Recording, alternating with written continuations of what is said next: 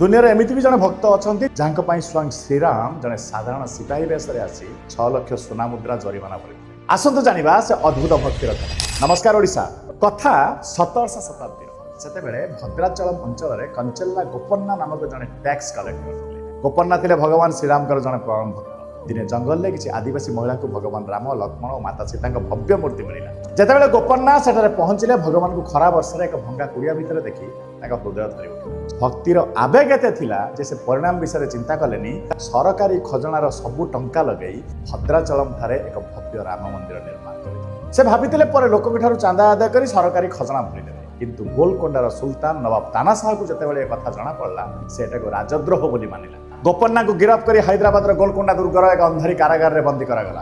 पाखापाखि 12 वर्ष धरी सेठारे अमानुषिक निर्यातना दिगला, किंतु भक्त गोपन्ना हार मानि नथिले। से जेल पथर कांथरे से पथर घसी घसी भगवान का राम लक्ष्मण हनुमान का चित्र अंकन कले, जहाँ आज भी से जेल कारागार में स्पष्ट देखा जाए। घटिला गोटे अलौकिक चमत्कार कहानी। गोटे राति नवाब तानाशाह शोइथिला बेले तांका स्वप्न 2 जण तेजस्वी सिपाही देखादेले। सेमाने निजर ना रामुजी आ लक्ष्मणजी बोली कहले आ गोपन्ना को मुक्त करबा पई 6 लाख स्वर्ण मुद्रा नवाब का सामने थोइले।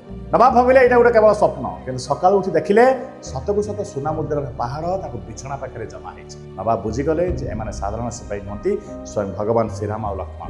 नवाब कांदी कांदी जेल को गले, गोपन्ना को पाद धरी क्षमा मागिले। सेही दिन ठार गोपन्ना भक्त रामदास भावे परिचित हेले। आज से भद्राचलम राम मंदिर को दक्षिण अयोध्या बोली कह जाए। निज भक्तर ऋण सुझिथिबा प्रभु श्रीराम को पई कमेंट लिखतु जय श्रीराम। आ एमिति नुआ नुआ कहानी सुनिबा पई आम सहित जोड़ी रुहतु। नमस्कार, जय जगन्नाथ।